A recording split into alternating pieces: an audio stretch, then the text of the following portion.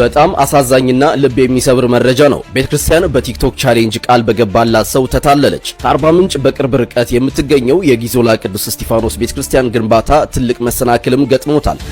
እስራኤል እና አሜሪካ ከኢራን ጋር የከረረ ጦርነት ያሉበት ጊዜ ነው።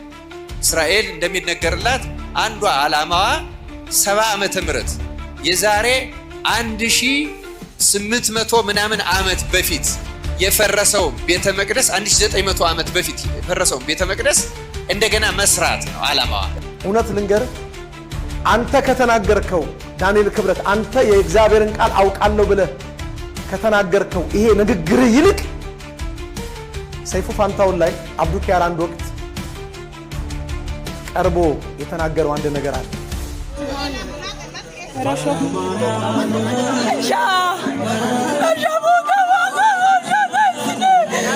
ሰላም ጤና ይስጥልኝ። እንዴት አላችሁ? እግዚአብሔር የተመሰገነ ይሁን። በወቅታዊና በአዳዲስ ቪዲዮዎች ተመልሼ መጥቻለሁ።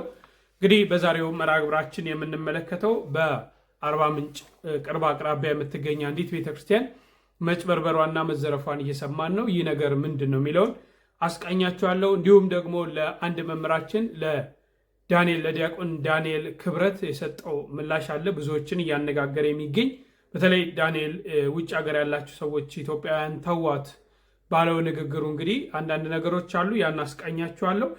ሌሎችንም ነገሮች የምንመለከትበት መርሃ ግብር ይኖራል። ለቅሶቻችን፣ ሀዘኖቻችን ወዴት እያመሩ ነው የሚሉ ነገሮችን፣ እነዚህና ሌሎች ነገሮች ጠቃሚ መረጃዎችን ይዤላችሁ መጥቻለሁ። እስከ መርሃ ግብሩ ፍጻሜ አብራችሁን ቆዩ። ላይክ ማድረጋችሁን ቤቱንም ሰብስክራይብ ማድረጋችሁን አትርሱ። እስቲ በቅድሚያ በዚህ እንጀምር። እስራኤል እና አሜሪካ ከኢራን ጋር የከረረ ጦርነት ያሉበት ጊዜ ነው። እስራኤል እንደሚነገርላት አንዷ ዓላማዋ 70 ዓመተ ምህረት የዛሬ 1800 ምናምን ዓመት በፊት የፈረሰው ቤተ መቅደስ 1900 ዓመት በፊት የፈረሰው ቤተ መቅደስ እንደገና መስራት ነው ዓላማዋ። ቦታው ላይ እግዚአብሔር ፈቅዶላቸው እስላሞቹ የአላቅሳ መስጊድን ሰርተውበታል። ሰሞኑ በዚህ ጦርነት ያን የአላቅሳ መስጊድ 4ቱንም መግቢያ ዘግተዋለች እስራኤል። ዓላማዋ ያን ቤተ መቅደስ መስራት ነው። የቤተ መቅደስ መስራት ዋናው ዓላማ ደግሞ ክርስቶስ ከዚህ በፊት አልመጣም አሁን ይመጣል የሚልና ሐሳዊ መሲህ የሚመጣው ሐሳዊ መሲህ ለመቀበል በእኛ ሐሳዊ መሲህ በእነሱ ደግሞ እውነተኛ መሲህ የሚመስላቸው ለመቀበል የሚያደርጉት ዝግጅት ነው።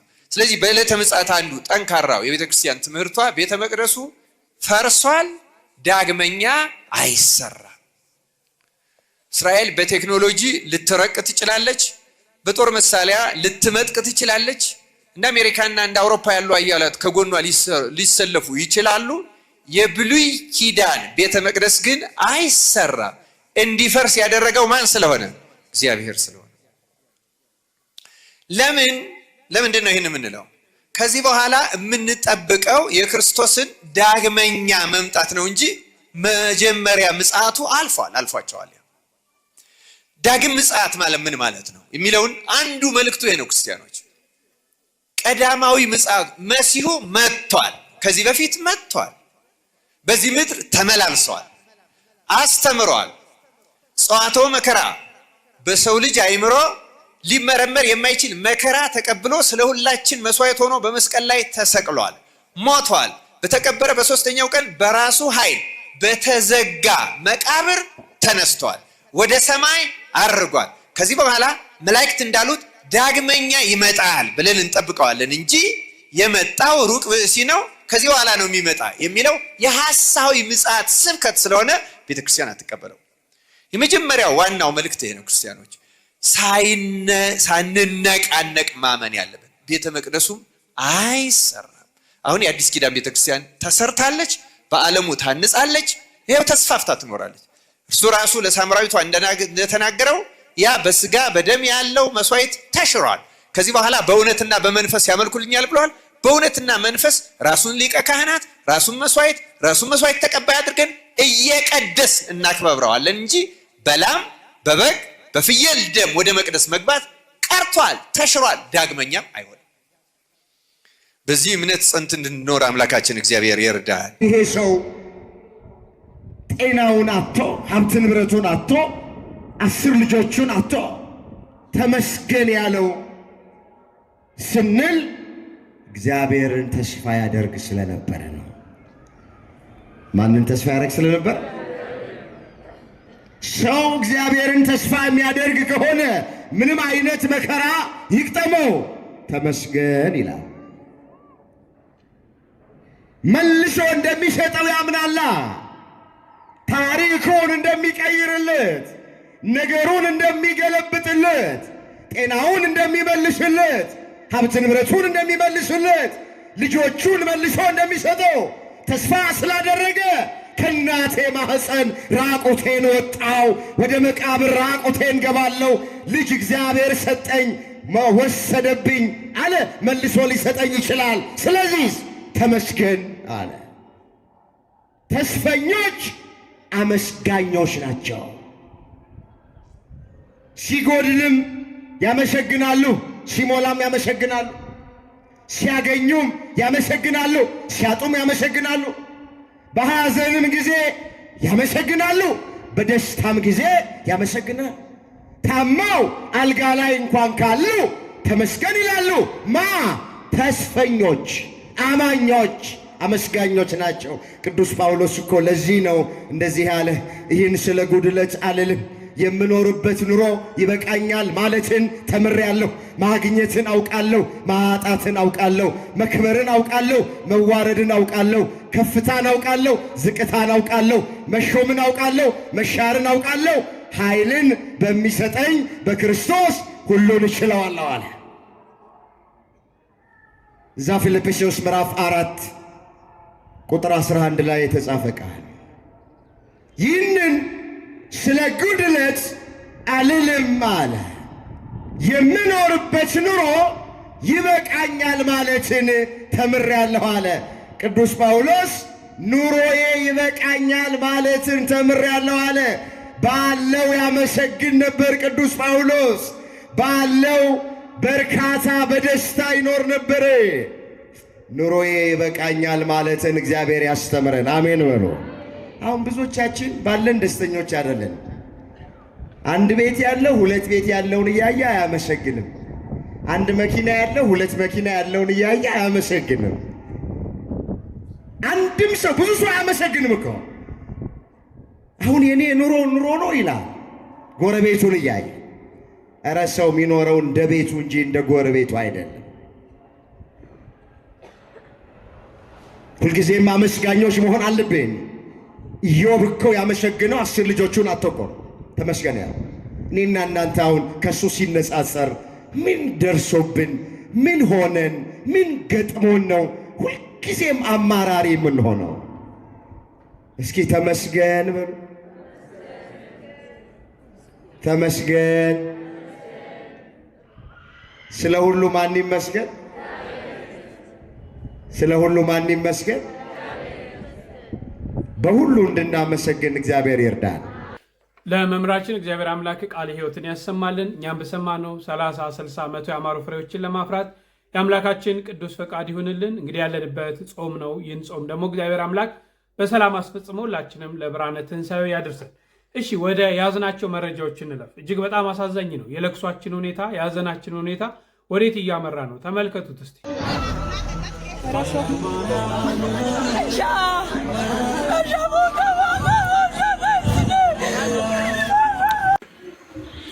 እንግዲህ ይሄ ቪዲዮ አያስቅም።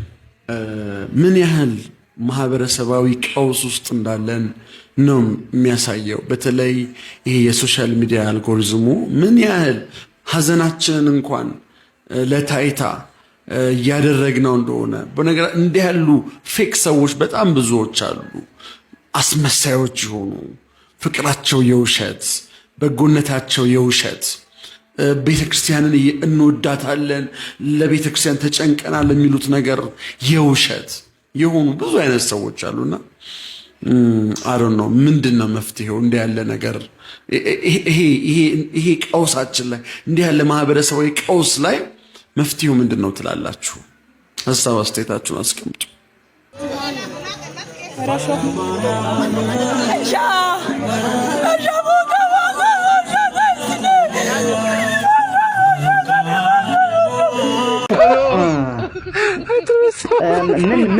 ምን ጉድ ነሽ እናት?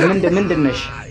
እንደው ለማቹ እንደው ፈጣሪ አጸደ ገነትን ያወርሰው እንደው እንጂ ያንቺ ከባድ ነው። ምን ልሁን ነው አሁን? በሙት ላይ መቀለድ ነው? አስከሬን ላይ መቀለድሽ ነው? ምንድነው አሁን አንቺ እንደው ሁኔታሽ አልገባኝም። ካሜራሽን ቦጋርሽ ብለሽ ቆይተሽ እንደ ተራበች ውሻ ከባድ ያንቺ አሁን ከባድ ነው። በጊዜ ታዩ። ይሄ ማህበራዊ ሚዲያ ዘንድሮ ሊያሳብደን ነው መሰለኝ። በጣም ነው የሚገርመው። እንግዲህ እኔ እንጃ፣ እኔ ልሰቅም አስብና እንዴት ያስቃል እላለሁ። ላዝንም አስብና እንዴት ሰው ለቅሶ ለማልቀስ ዘመዱ ወገኑ ሞቶበት ሰልፊ ካሜራ እንደዚህ አድርጎ ጠብቆ ምን ማለት ነው? ወዴት እያመራን ነው? ምን እያደረግን ነው? በጣም ብዙ ኮሜንቶችን ሳይ አልፈምስ ያለች ነፍስ ነው የሚለው። ብዙዎች ለመፈመስ ታዋቂ ለመሆን መነጋገሪያ ለመሆን ሰው ሞቶ ሀዘንን እንዴት ለማስመሰል ሰዎች ስናዝን እንዲያዩን ነው እንዴ? አሁን ኢትዮጵያ ውስጥ እንደው እግዚአብሔርን ይቅርታ አድርጉልኝ መቅረት አለበት ብዬ ማስበው የለቅሶ ቤት ቪዲዮ በቃ ምንም ለቤተሰብ ተብሎ ይቀረጻል። ምን ይሰራላቸዋል? ልጃቸው ሲሞት ኦር ወንድም እህት ብትሞት አንድ ቤተሰብ ያስቀርጻል ለቤተሰብ ተብሎ ነው ይባላል። ምን ያደርጋል? ለዛ ቤተሰብ ቀብሩን ቀርጾ ማስቀመጥ። ባየው ቁጥር ውይ ልጄ እንዲህ ነው የተቀበረው፣ ወንድሜ እንዲህ የተቀበረው ብሎ እንዲያዝን ነው። ምንስ ይሰራል? ደስታ እኮ አይደለም፣ ሀዘን እኮ ነው አይደል? ስለዚህ ካሜራ ጭራሽ አያስፈልግም። በእነዚህ በለቅሶ ቤቶች የሚደረጉ ካሜራዎች እንደው ትምህርቶች ካሉ እነዛን ትምህርቶች ሰዎቹን ትምህርት የሚሰጠውን አካል ብቻ አነጣጥሮ መቅረጽ። ለምን? ያ ትምህርት ሲተላለፍ በሚዲያ ለሌሎችም ጠቃሚ ስለሆነ ብዙዎችን ስለሚያጽናና ማለት ነው። ከዛ ውጪ አሁን ይባሰ ብለን እንግዲህ ነገ እናታችን አባታችን ሲሞት ልጃችን እህታችን ወንድማችን ዘመዶቻችን ሲሞቱ እየቀረጥን እያለቀስን አለቀስኩ እኮ እዩት ልንባባል ነው ማለት። አንቺ ሳለቅስ ተመልከት፣ አንተ ሳለቅስ ተመልከት ብሎን ሼር ልናደርግ ነው ማለት። ኧረ እባካችሁ ወዴት እያመራን ነው? ፈሪሃ እግዚአብሔር መቼ ነው የሚኖረን? መቼ ነው ባህላችንንስ የምናውቀው? ካሜራ ስላለን መልቀቅ ብቻ ስለቻለን እንዲህ አይነት ነገሮችን መጠቀም አለብን እንዴ? እግዚአብሔር ልቦና ይስጥ። ይልቅ ለሞተው እግዚአብሔር አምላክ ነፍሱን ከቅዱሳን ጎን ያሳርፍ። ዘመዴ ስሙት እስቲ። አንድ እስላም መስቀል አድርጎ እንደ ክርስቲያኑ እንደ ኦርቶዶክሱ ያሽቃብጣል። አሽቃባጭ ጋለሞታ ሁሉ። እስቲ አንድ እስላም ዛሬ የክርስቲያኖች በዓል ነው፣ ሁዳዴ ነው፣ ዛሬ ስቅለት ነው፣ እስቲ እንደነሱ መስቀል አድርጌ ላስደስታቸው ይላል አይልም? የኛ ኮተታም አመዳም ከእስላም በላይ እስላም ሆኖ ያሽቃብጣል። ሃይማኖት የለውም፣ ለመማር ፈቃደኛ አይደለም። እኔ ይህን ስለተናገርኩ በቃ እሱ በጥባጭ ነው፣ ሰላም እንዲመጣ አይፈልግም፣ ሰው እንዲከባበር አይፈልግም። ከኔ በላይ ሰላም የሚሰብካለ እንዴ? ከኔ በላይ የሰላም ሰባኪ ያለ እንዴ? የሰላም ሐዋርያ ያለ እንዴ? የለም። በእውነታው ተከባብሮ መኖር ትክክል ነው። የእስልምና እምነት ተከታይ የኦርቶዶክስ እምነት ተከታይ ኦር ከሌላ እምነት ተከታይ ጋር በማህበራዊ ህይወት ተከባብሮ መኖር ትክክል ነው። ነገር ግን በእነሱ ሃይማኖት መግባት ትክክል አይደለም። እነሱ አሁን ለትንሣኤ ለጌታችን ለመድኃኒታችን ለኢየሱስ ክርስቶስ የትንሣኤ በዓል መታሰቢያ ዕለት ነጭ በነጭ ለብሰው ይዘምሩላል? አያደርጉም። እኛስ ግን ምንድን ነው የምናሽቀብጠው? ኦርቶዶክስ ነን አይደል? ከማይመስላችሁ ከሌሎች ጋር ህብረት ሊኖረን አይገባም። በሃይማኖት በኩል ቀናዬ አምላክ ነው ያለን። እግዚአብሔርን ያስደሰትን ይመስላል። ዛሬ በአንገት ማተብ አስረህ ጠዋት አስቀድሰ መጣ ከሰዓት የሙስሊሞችን ልብስ ለብሳ እንዲህ ትጨፍራለህ። ኧረ አታሰድቡን። ሃይማኖቷን እወቋት። ይሄ ተከባብሮ ተቻችሎ መኖር አይደለም። በቃ ባላችሁበት እንኳን አደረሳችሁ ተባባሉ፣ አለቀ። የነሱ መንበስ የነሱ መንዙማ መክፈት ምን ማለት ነው? ያስደስታችኋል? የነሱ ሴ ከነሱ ሃይማኖት ወደኛ የሚመጣ አለ? የለም። ዛሬ መለየት ራሱ አቅቶናል ማለት ነው። ልንለይ አልቻልንም። ይህን ተከትሎ እኮ ነው ሰሞኑን ሰምታችኋል፣ አይታችኋል። አንዱ መነኩሴ ነኝ ባይ ሙስሊም ምን አይነት ስራዎችን ሲሰራ እንደነበር። እንዲሁም አብዛኛው ቪዲዮ በትግረኛ ነው የተለቀቀው። በአማርኛው ስሙት አንድ ወንድማችን። ስለዚህ ሰውዬ በአማርኛ ንገረን ባላችሁን መሰረት ወደ እናንተ ይዘን መጥተናል። አካውንቴ ግን በጣም ሪፖርት በዝቶበታልና ሁላችሁ ኮፒ ሊንክ ሼር እያደረጋችሁ ወደ ብዙ ሰው አድርሱት። ይህ ውሸታም ሰውዬ ቤተክርስቲያን እውቅና ያልሰጣችሁ ራሱ መስቀል ይዞ ብዙ ሰዎችን ያንጨበረበረ እኔ መድኃኒት እሰጣችኋለሁ እያለ ብዙ ሰዎችን ብር ተቀብሎ ወደ ገዳም አድርስልን የተባለ ንዋየ ቅድሳትና ብር ደግሞ ወደ ራሱ እየተጠቀመ እሱ ብቻ ሳይሆን ደግሞ ቤተክርስቲያን እውቅና ሳትሰጠው ራሱ መስቀል አንስቶ ብዙ ሰዎችን እያሳሳተ ደግሞ በድፍረት ወደ ቤተክርስቲያን እየገባ መስቀል በድፍረት እያሳለመ እሱ ብቻ ሳይሆን ደግሞ ራሱ በቲክቶክ አካውንት ባጋለጠው መሰረት እኔ እስልምና ተቀብያለሁ ብሎ እኛ እስልምና ተቃውሞ አልነበረንም ራሱ ደግሞ በ3 ቀን ማለት ነው የቤተክርስቲያን ልባስ አድርጎ መስቀል ይዞ ሰዎችን ሲያንጨበረብርና ሰዎችን ሲሸውድ ለኛ ተደውልልን በአካል አግኝተነው ለምን እንደዚህ ታርጋለን ስንለው እኔ እስልምና አምኜ ቤት አይደለም ወደ ስዑድ አረብ ሊሄድበት ነው እንጂ እዛ ከሄድኩ በኋላ እቀይራለሁ ብሎ ለመምህር በሚስጥር የነገረው ነው ያጋለጠልን ማለት ነው በጣም ያሳዝናል እኔ ይህን ሁሉ መረጃ በትንሽ ነው ያከፈልካችሁ ከተመቸኝ ሁለተኛው ይዤላችሁ መጣለሁ እናንተም ሼር ያድርጋችሁ ወደ ብሶ አድርሱት ሰላም እግዚአብሔር እጅግ አሳዛኝ ነው ይሄን ያህል ሴራ እየተሰራብን ይሄን ያህል መንገድ እየተጓዙብን እኛ ግን አንነቅም ከተኛንበት መቼ እንደምንነቃ አላውቅም በሰላም አንኖር እያልኩ አይደለም በሰላም በፍቅር በማህበራዊ ህይወት ተባብሮ ተከባብሮ መኖር ይገባል ይሄ አባቶቻችንም ያስተረከሙን ነገር ግን እኛ በእነሱ ሃይማኖት አንግባ እነሱ በእኛ አይገቡምና አርፋችሁ ተቀመጡ ልቦና ይስጣችሁ ለማለት ወዳለሁ ይሄን የምታረጉት ወደ ቤተክርስቲያን ወደ ተጭበረበረችው እንለፍ በጣም አሳዛኝና ልብ የሚሰብር መረጃ ነው። ቤተክርስቲያን በቲክቶክ ቻሌንጅ ቃል በገባላት ሰው ተታለለች። ከአርባ ምንጭ በቅርብ ርቀት የምትገኘው የጊዞላ ቅዱስ እስጢፋኖስ ቤተክርስቲያን ግንባታ ትልቅ መሰናክልም ገጥሞታል። በሰው ቃል ተማምነው ለፍጻሜ የተቃረቡት አባቶች ዛሬ ባዶ እጃቸውን ቀርተዋል። ግንባታው ከተጀመረ 2 ዓመታትን ያስቆጠረው ይህ ቅዱስ ስፍራ በኮሚቴውና በምዕመናን ብርቱ ጥረት ከቆርቆሮ ማልበስ ደርሶ ነበር። ሆኖም አንድ አሜሪካ የሚገኝ ሰው የአብስራን የቲክቶክ አካውንት 200,000 ተከታይ ካስገባችሁ ለቤተክርስቲያኗ 2 ሚሊዮን ብር እሰጣለሁ በማለት ቃል ይገባል። ህዝቡም ለቤተክርስቲያኑ ብሎ ተረባርቦ ግቡን አሳካ። ሆኖም ቃሉን የሚጠብቅ ሰው ጠፋ። ገንዘቡም የለም፣ ሰውየውም የለም። ይሄ ማጭበርበር ግንባታው ለፍጻሜ እንዳይደርስ ትልቅ እንቅፋትም ሆኗል። ሰው ቢዋሽም አምላክ ግን የታመነ ነው። አሁን ግንባታውን ለማጠናቀቅ የኛ እርዳታ ያስፈልጋል። ያ የተገባው ቃል ባይፈጸምም እኛ ግን ለፈጣሪ ቤት የእውነትን ቁም የምትችሉትን ሁሉ በዚህ የባንክ አካውንት በማስገባት በአይነት መርዳት የምትፈልጉ ደግሞ በዚህ ስልክ ቁጥር በመደወል አባቶችን አግዙ። በቤተክርስቲያንና በእምነት ስም እንዲህ ማጭበርበር ምን ይባላል? የተታለለችውን ቤተክርስቲያን ዳግም ለማቆም ሁላችንም አቅማችን የፈቀደውን እናድርግ። ቪዲዮውን ሼር በማድረግ ይሄ ድምጽ ለብዙዎች እንዲደርስ አድርጉ። የቅዱስ እስጢፋኖስ ረድኤት አይለየን። መልካም ጊዜ። ከባድ ነው ይሄ። ለምንድነው ያመጣውላችሁ መሰላችሁ? በተለይ በርካቶች አላችሁ ቤተክርስቲያንን የምትረዱ የምትደግፉ። በምን አይነት መልኩ እንደምትደግፉ ወቁ። ለየትኛው ለቤተክርስቲያኗ እውነት ይደርሳል አይደርስም የሚለው ማለት ነው። እንግዲህ ሰዎች ሴንሲቲቭ በሆነ ፓርታችን ይመጣሉ። የአንድን ሰው የፎሎወር ቁጥር ለማሳደግ ይሄዱና ሴንሲቲቭ ፓርታችን ቤተክርስቲያንና እመቤታችን ነው። ይሄን ካረጋችሁ ለዚህ ቤተክርስቲያን ይሄን አደርጋለሁ ይላል፣ ግን አያደርጉ። ለዚህ ቤተክርስቲያን ይሄን ያህል ገቢ ተሰጥቷል ይባላል። ያ ብር ግን ሲገባ እንመለከት። ከ3 ከ4 ከ5 ወር በኋላ ያ አብያተ ክርስቲያናት በስሙ የተነገደው ቤተክርስቲያን ምንም አላገኘውም ብሎ ልክ እንደዚህ ወጣ። እንግዲህ የቤተክርስቲያን ይሄን ያህል ገንዘብ ሰጣለሁ ብሎ ፎሎ አድርጎ አለ። ህዝቡም ምዕመናኑም ደግ ነው የዋ ነው አደረገ። ግን ምንም እግዚአብሔርን ነው የምታታልሉት ባይዘው ሰውን አይደለም። እግዚአብሔርን ነው የምታጨረብሩት ባይዘው። ስለዚህ እኛ ምዕመናን የምናደርገው ላይ እንወቅ። ለቤተክርስቲያንም ገንዘብ ስንሰጥ አስራታችንን በኩራታችንን ስንሰጥ እውነት ለዛ ቤተክርስቲያን ይደርሳል ወይ? ትክክለኛ ሰው ነው ወይ ያገኘ ነው? ትክክለኛ የቤተክርስቲያኑ አካውንት ነው ወይ ያገኘ ነው? ትክክል ነው ወይ? ገንዘባችን በተገቢ ቦታ ይገባል ወይ የሚለውን ነገር አጣሩ። እሺ ትምላችሁ ገሌ ተነስቶ ለቤተክርስቲያን ነው ስላለ ገሌ ተነስቶ እቺ ቤተክርስቲያን እንዲሆናለች ስላለ አትጭበርበሩ። እያንዳንዱን ነገር እንድንመረምር፣ እንድንጠራጠር፣ እንድናይ ታዘናል። ፈልገን እንድናገኝ ማለት ነው።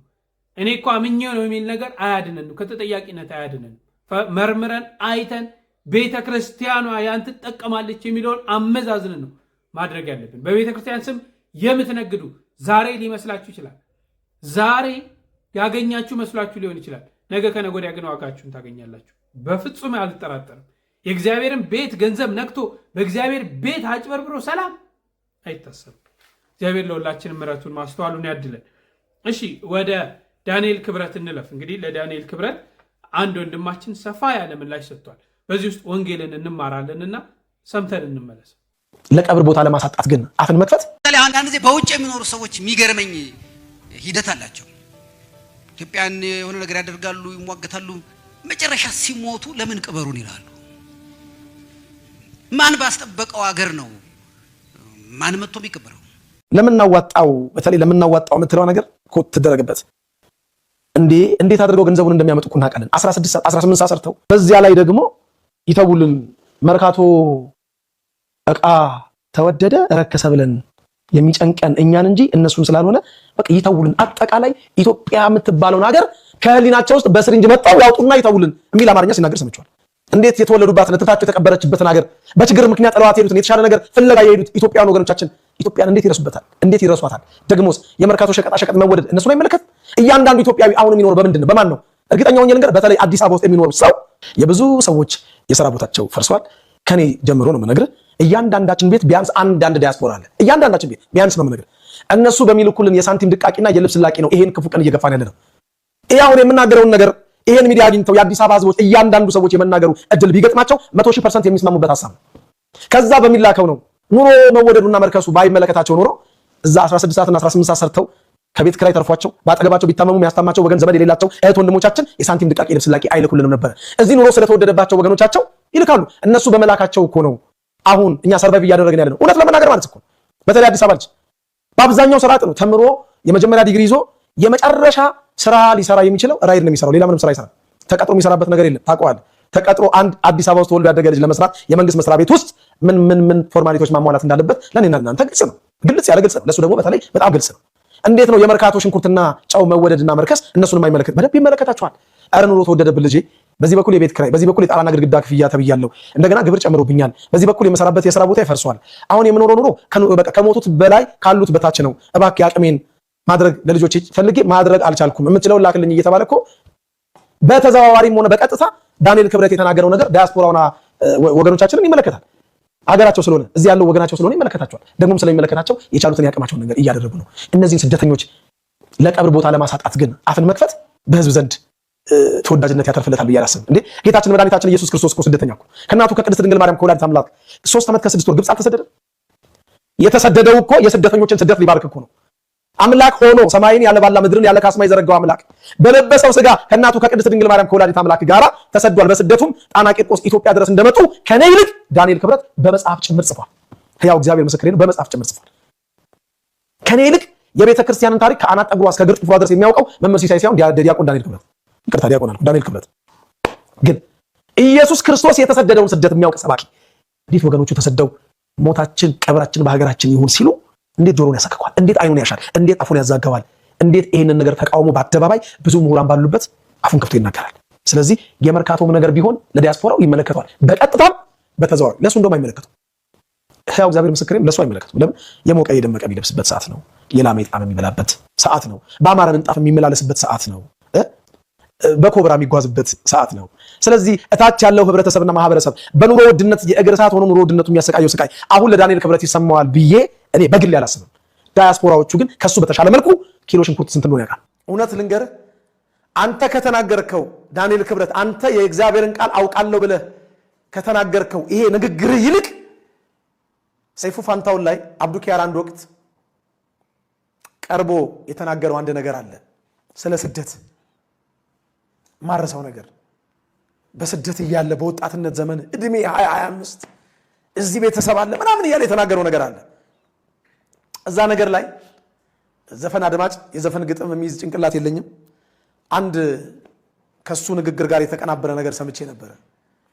በወረቀት የሰው በደም የኢትዮጵያ ናቸው እያለ ይመስለኛል። እና እውነቱን ነው። በወረቀት የሰው ሀገር ሰው ሆነው አሜሪካዊ፣ ጃፓናዊ፣ እንዳልከው ጀርመናዊ፣ እንግሊዛዊ፣ ጣሊያናዊ ምንማዊ ቢሆኑ በደም ግን ኢትዮጵያውያን ናቸው። በገዛ ሀገራቸው እትብታቸው በተቀበረበት ሀገር እንዲኖሩ ሳይፈቀድላቸው ደግሞ ሞተው እንዲቀበሩ እንዴት አንፈቅድላቸውም? ደግሞስ ይህንን ሀሳብ ከአንድ መንፈሳዊ እንዴት እንሰማለን? ከአንድ ዲያቆን ከነበረ ሰው አይናችን እያየ ከምንሞት ብለው ተሰደዱ።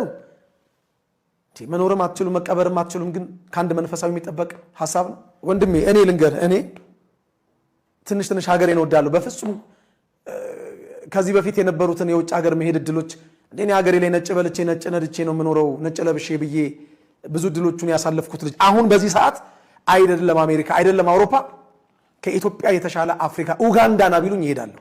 ኡጋንዳ ና ቢሉኝ ይሄዳለሁ። መርካቶ ቢወደድ ቢረክስ ጉዳያቸው አይደለም። አረ ጉዳያቸው ነው።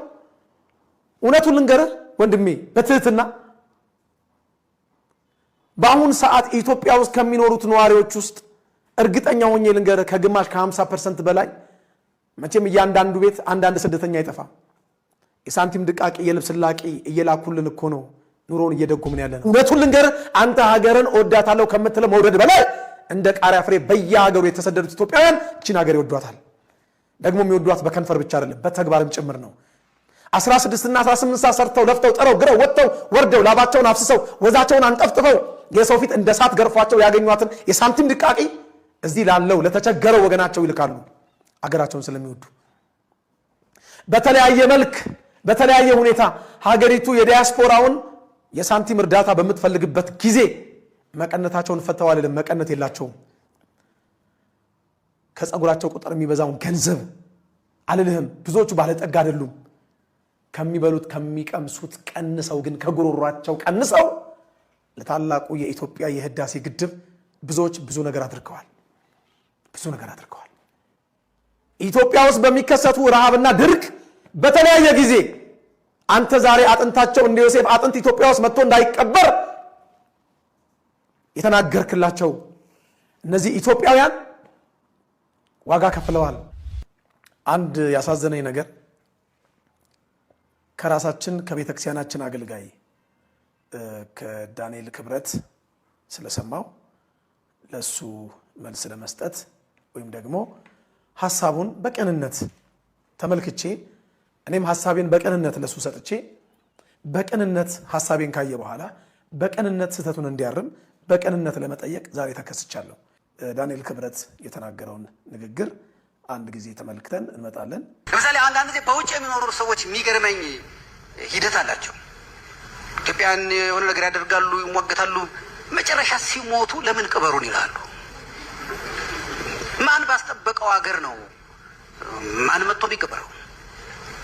አገር ዝመት ብትባል እኮ ያንን ምን ዘምተው? አሜሪካዊው አይዘምትም፣ ጃፓናዊ አይዘምትም፣ ጀርመናዊ አይዘምትም። እኔና እናንተ ለምን ዘምተው? እሺ እኛ ዘምተን ባከበርናት ሀገር ለምን ታዲያ ሌላ ነገር ይፈልጋሉ? ዜግነታቸውን ቀይረዋል፣ ፓስፖርት ወስደዋል። የእኛን ችግር ላለመካፈል መርካቶ ቢወደድና ቢረክስ እኔና እናንተ እንደምንጎዳው ሄደዋል።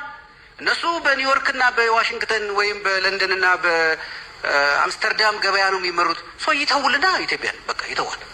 በቃ ለእኛ እዚሁ ለቀረ ነውና ብትወረር ለምን ዘምተው ብትጎዳ ለምናዋጣው ለእኛ መተው ነው ያለባቸው።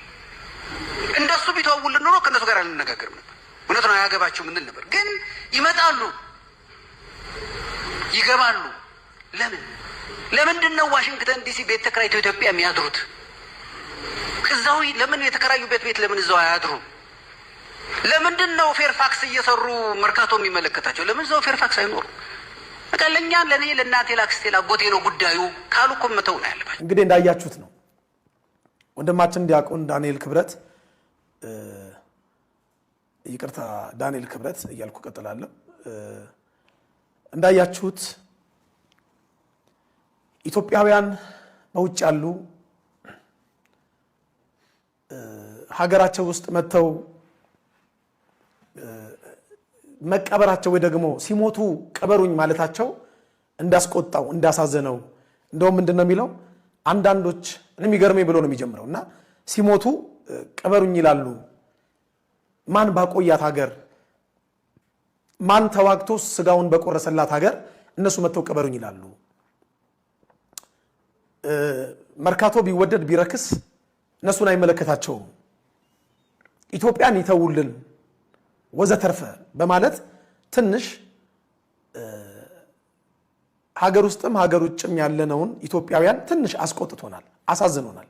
ይሄ የተነገረው በዓለማዊ ሰው ቢሆን ኖሮ እምብዛም ላይገርመን ላይደንቀን እጃችንን ባፋችን ጭነን ላንደመምና ላንደነቅ እንችል ነበረ። ነገር ግን የአብርሃምን ስደተኝነት ወንጌል ላይ ተጽፎ የሚያውቅ አንድ የቤተክርስቲያን አገልጋይ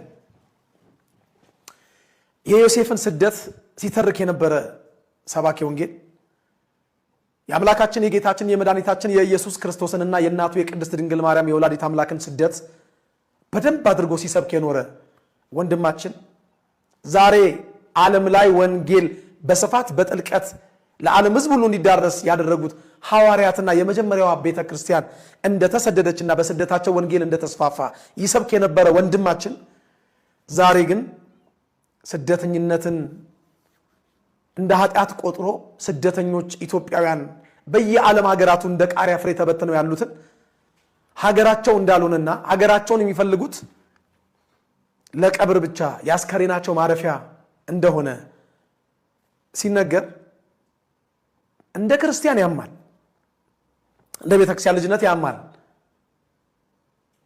የተነገረው ነገር በዓለማዊ ሰው ቢሆን ደግሞ ህመሙን ትንሽ ይቀንስልን ነበር። ግን ወንጌል በሚያውቅ በመንፈሳዊ ሰው አንድ ወቅት ዲያቆን በነበረ ሰው ቅድስት ቤተክርስቲያናችንን ለረጅም ዓመት ሲያገለግል የነበረ ሰው እግዚአብሔር ጸጋውን አብዝቶለት ብዙ መጻሕፍት እንደጻፈ ሰው ይሄን አስተያየት ግን ስናዳምጥ በእውነት ኤአይ ነው ወይስ ዳንኤል ክብረት ነው ብለን ሞግተናል። ሰፋ ያሉ ሀሳቦች ተነስተዋል። እንግዲህ ዳንኤል ክብረት አንድ ሰሞን እንግዲህ በጣም አወዛጋቢ ንግግር ተናግሯል። እንደሰማችሁት ነው። በተለይ በውጭ ዓለም ያለው ስለ ኢትዮጵያ ይመለከታቸው። ይሄ በጣም ያሳዝን ነው። እኔ ለምን ከምን አንጻር እንደሆነ አልገባኝም። ግን ሰፋ ያሉ ነገሮችን ሰምተናል። ወንድማችን ተናግሯል። እሱ ላይ ምንም ያስጨምር ነገር የለም። እናንተም እንግዲህ ሀሳብ አስተያየታችሁን በዚህ ላይ እንድትሰጡ ጠይቃለሁ። በሌሎች መረጃዎች በሌሎች አስተማሪ ዝግጅቶች እመለሳለሁ። እስከዛው ቸር ቆዩልኝ።